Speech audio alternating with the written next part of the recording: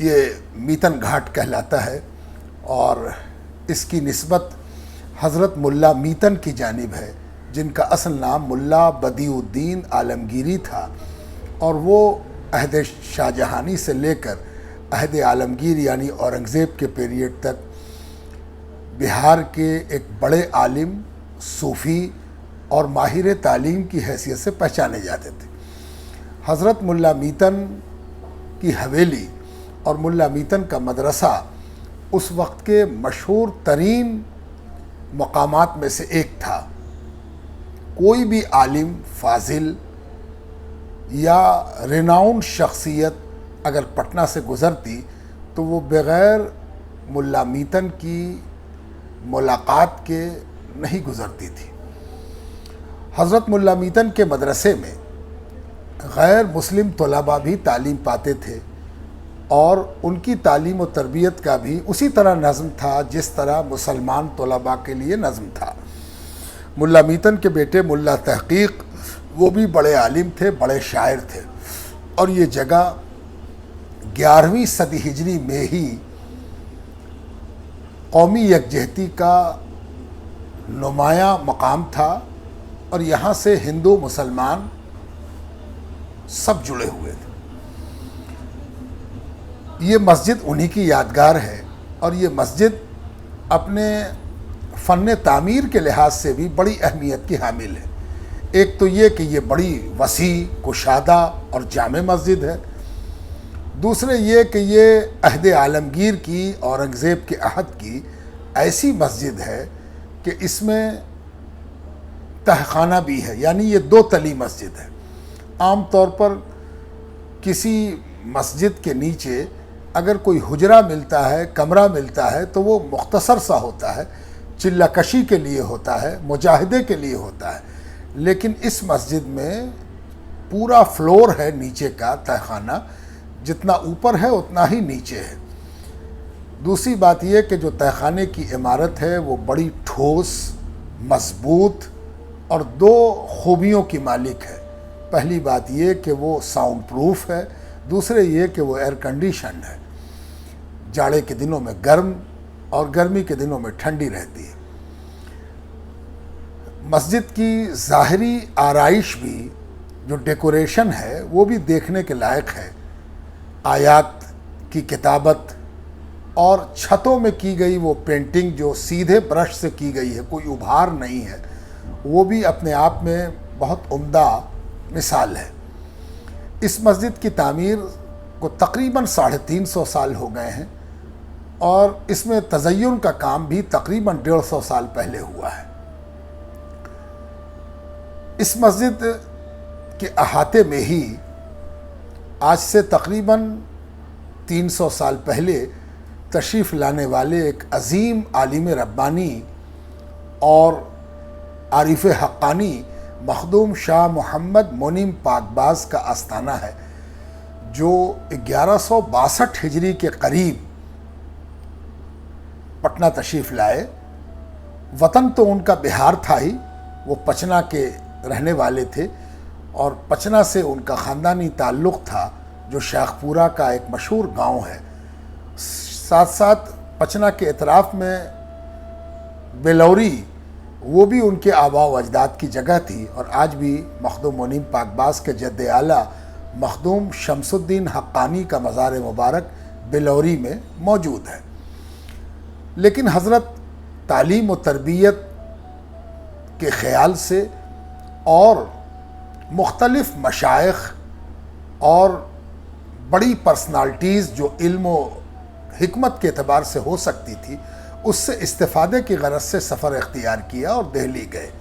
دہلی میں تقریباً 50 سال آپ نے گزارے، جن میں ایک عرصہ وہ تھا جس میں آپ نے مختلف مدارس اور مختلف شخصیات سے اکتساب علم کیا، فیض حاصل کیا۔ دوسرا حصہ وہ تھا جس میں آپ نے خود مسند درس پر بیٹھ کر دوسروں کو تعلیم دی، تربیت دی۔ تیسرا حصہ وہ تھا جب دہلی سے آپ کو بارگاہ نبوت سے یہ بشارت یا اجازت عطا ہوئی کہ تم پٹنہ جاؤ اور بہار میں تمہاری ضرورت ہے، اور تم کو بہار کا قطب بنایا جاتا ہے۔ آپ بہار تشریف لائے، اور بہار میں آنے کے بعد ایک عجیب سما پیدا ہوا، ایک عجیب سینیریو کریٹ ہوا کہ بہار میں بڑی بڑی خانقاہیں تھیں، پرانی خانقاہیں تھیں، اس وقت 400 سال پرانی خانقاہیں موجود تھیں، بہت بڑے بڑے نامور علماء تھے، صاحبان کمال تھے، بڑے بڑے یوگی تھے، جوگی تھے، ویراگی تھے۔ مخدوم منیم پاکباز جب پٹنہ پہنچے تو بہت کم عرصے میں وہ سب کی نگاہوں کا مرکز بن گئے۔ کوئی خانقاہ ایسی نہ رہی جس نے مخدوم منیم پاکباز سے فیض نہ پایا ہو، استفادہ نہ کیا ہو، اور مخدوم منیم پاکباز کی عظمت تسلیم نہ کی ہو۔ پٹنے میں بڑے بڑے سورما بھی تھے جو مختلف علوم و فنون کے ماہر تھے، اور کوئی ان کی آنکھ میں جچتا ہی نہیں تھا کس سے مرید ہوں، کون میرا پیر بنے گا۔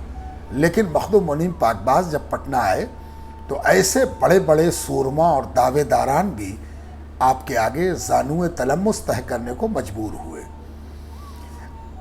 خانقاہوں کے پیرزادگان نے آپ سے اجازت لی، خلافت لی، بعض آپ کے ہاتھ پر بیعت ہوئے۔ آپ نے پٹنے میں بھی درس و تدریس کا سلسلہ بھی جاری رکھا، رشد و ہدایت کا سلسلہ بھی جاری رکھا۔ آپ کے جیسا شیخ کم تھا، اس لیے کہ آپ نہ گھر رکھتے تھے نہ گھر والے رکھتے تھے۔ آپ نے پوری زندگی طلباء کے لیے، مریدین کے لیے، چاہنے والوں کے لیے، پیاسوں کے لیے وقف کر دی تھی۔ آپ کا گھر آپ کے طلباء اور مریدین سے آباد تھا، وہی آپ کے اہل بیت تھے اور وہی آپ کی آل اولاد تھے۔ یہ ڈیووشن آپ کا، یہ ٹرسٹ آپ کا لوگوں کو آپ کی طرف متوجہ بھی کرتا تھا، اور لوگ آپ کے ہو جاتے تھے، اور آپ ان کی طرف ایسی نظر ڈالتے تھے کہ ان کو محسوس ہوتا تھا کہ یہ صرف میرے لیے ہے۔ حضرت مخدوم منیم پاکباز کو اس قدر قبولیت، مقبولیت اور ایکسیپٹنس ملا کہ وہ بے مثال تھا، ویسا کبھی کسی کو نہیں مل سکا تھا آس پاس کی تاریخ میں۔ اسی لیے حضرت مخدوم منیم پاکباز کا سلسلہ، آپ کے خلفاء کی تعداد، آپ سے فیض اٹھانے والے، فائدہ اٹھانے والوں کی تعداد بہت وسیع ہوئی۔ آپ لبرل تھے، براڈ مائنڈڈ تھے، توسع تھا آپ کے ذہن میں۔ آپ نے انقلاب لا دیا تھا خانقاہی دنیا میں، صوفیزم کی دنیا میں، وزڈم کی دنیا میں ایک بڑا انقلاب آیا تھا۔ جو چیزیں سمجھی جاتی تھیں کہ کہانی قصہ ہیں، فرضی ہیں، صرف اعتقادی ہیں، ان چیزوں کو مخدوم منیم پاکباز نے اپنی ذات میں اور اپنے مریدین اور خلفاء کی شخصیات میں زندہ کر کے دکھا دیا۔ لوگ پرانی مثالوں کو پٹنہ کی زمین پر سامنے دیکھنے لگے۔ جو چیزیں فرضی معلوم ہوتی تھیں وہ حقیقی معلوم ہونے لگی۔ یہی وجہ ہے کہ اتنا شہرہ ہوا کہ بنگال تک آپ کی قبولیت گھر کر گئی، اور بنگال سے لوگ استفادے کے لیے آنے لگے، جو موجودہ بنگلہ دیش ہے۔ یہی وجہ ہے کہ موجودہ بنگلہ دیش میں آپ کے دو بڑے خلیفہ موجود ہیں، ایک صوفی سید محمد دائم جو ڈھاکہ میں ہیں، اور دوسرے خلیفہ آپ کے چٹاگانگ میں ہیں، صوفی امانت، جن کے نام سے وہاں کا ہوائی اڈہ ہے اور انٹرنیشنل ایئرپورٹ ہے۔ یہ دونوں حضرت کے خلیفہ ہیں۔ ساتھ ساتھ ہندو جوگیوں اور ہندو رشی منیوں نے بھی آپ کی عظمت کو تسلیم کیا۔ ایک مشہور نانک شاہی جوگی آپ کی خدمت میں آیا اور کہنے لگا کہ میں بڑا نام سن کر آپ کا آیا ہوں، اور میں نے پورا دیش بھرمن کیا ہے، آج تک کوئی ایسا نہیں ملا جو میری کسوٹی پر پورا اتر سکے اور جسے ہم اپنا گروور کہہ سکیں، جسے ہم کامل کہہ سکیں۔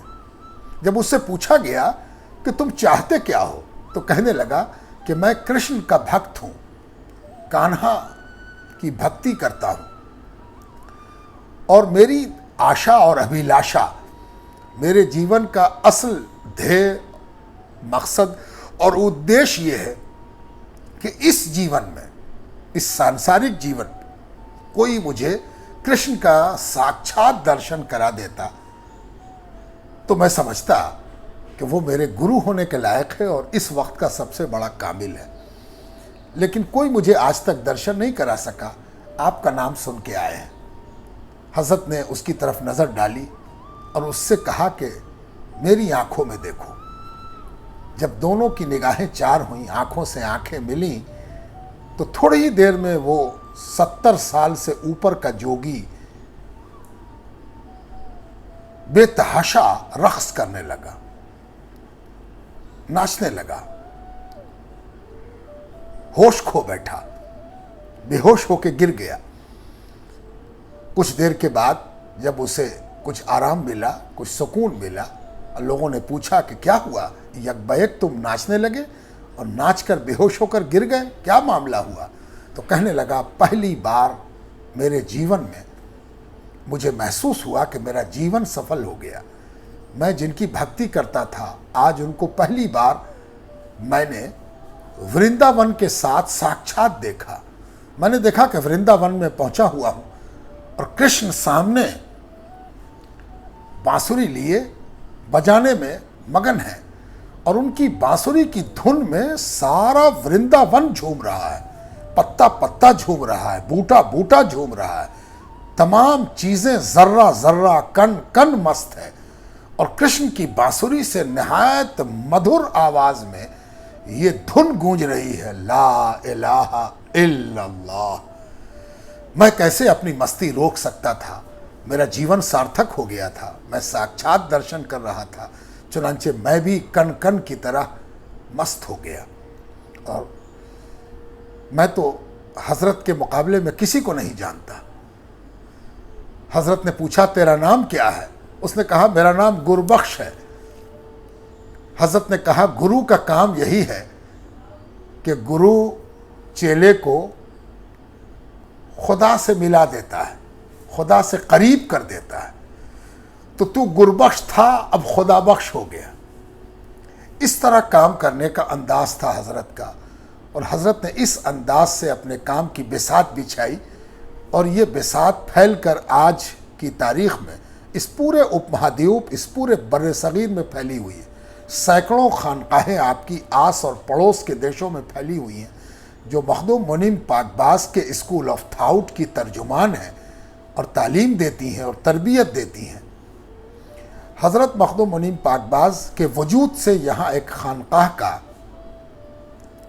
उदय हुआ, एक खानकाह तुलू हुई। यहाँ से खानकाह सूफ़ी के काम करने की जगह को कहते हैं, किसी इमारत को नहीं कहते, किसी इमारत के ख़ास तर्ज को नहीं कहते। उस ऑफिस को कहते हैं जहाँ किसी सूफ़ी ने अपने विचारधारा को, अपनी सोच को इस्टेब्लिश किया हो, चाहे इमारत हो या इमारत ना हो। यही वजह है कि मखदूम मुनीम पाकबाज की इस खानकाह में, जो 1162 हिजरी के आसपास कायम हुई, एक ऐसा सेटअप दुनिया के सामने आया जिसकी तरफ सारी आबादी बिला फ़र्क मजहब व मिल्लत, बिला फ़र्क मसालिक मुतवज्जा हुई। 12 पीढ़ियाँ गुजर चुकी हैं। इस खानकाह के पास एक बड़ी लाइब्रेरी है, एक ऐसी इमारत है जिसमें शेख अपने मुरीदों की तरबियत कर सके, उनकी निगहदाश्त कर सके। यहाँ की लाइब्रेरी में लगभग 30,000 मतबूआत हैं, 1,000 कलमी किताबें हैं। साथ साथ यहाँ जामिया मुनमिया है, जहाँ नाजरा से लेकर इफ्ता तक की तदरीस होती है। तकरीबन 250 तलबा हैं आज की तारीख़ में, जिनकी हॉस्पिटलिटी भी यहाँ मौजूद है, जो रहते भी यहाँ हैं, पढ़ते भी यहाँ हैं, खाते पीते भी यहाँ हैं। लॉकडाउन की वजह से अभी हॉस्टल बंद है और पढ़ाई का नज़म बंद है। यहाँ का जो ट्रस्ट है वो मुख्तलिफ़ किस्म के रफ़ाही कामों के साथ साथ अशाअती काम भी करता है, और अब तक 24 किताबों की अशाअत हो चुकी है। यहाँ से जो किताबें भी छपी हैं वो 700 साला बुज़ुर्गों की तसनीफ़ करदा ऐसी किताबें हैं जिसमें लोगों के जोड़ने की बात है, लोगों को स्पिरिचुअली बूस्टअप करने की बात है। مناظرہ، جھگڑا، لڑائی، اختلاف، انتشار، ایسے لٹریچر کو خانقاہ نہیں شائع کرتی۔ ہم نے ان 700 برسوں کی ہندوستان میں تصوف کی تاریخ میں ملفوظات کو شائع کیا ہے، صوفیوں کے مسلک کے دفاع میں، صوفیوں کے مسلک کی صفائی میں کتابیں شائع کی ہیں۔ ان میں ایسی کتابیں زیادہ ہیں جو اب تک نہیں شائع ہوئی تھی، یعنی یہ 24 کتابیں ایسی ہیں جن کا فرسٹ ایڈیشن خانقاہ نے شائع کیا۔ ہم نے کوشش کیا ہے کہ عربی اور فارسی کی چیزوں کو اردو میں شائع کیا جائے، ان کا آتھینٹک اردو ٹرانسلیشن دنیا کے سامنے لایا جائے، جس سے وہ ذہنی طور پر، فکری طور پر اور ملی طور پر بلند ہو سکیں اور ایک پیار کا ماحول، ایک کو ایگزسٹنس کا ماحول پیدا ہو سکے۔ یہی اس خانقاہ کا بنیادی مقصد ہے اور یہی صوفیوں کا مطمع نظر ہے۔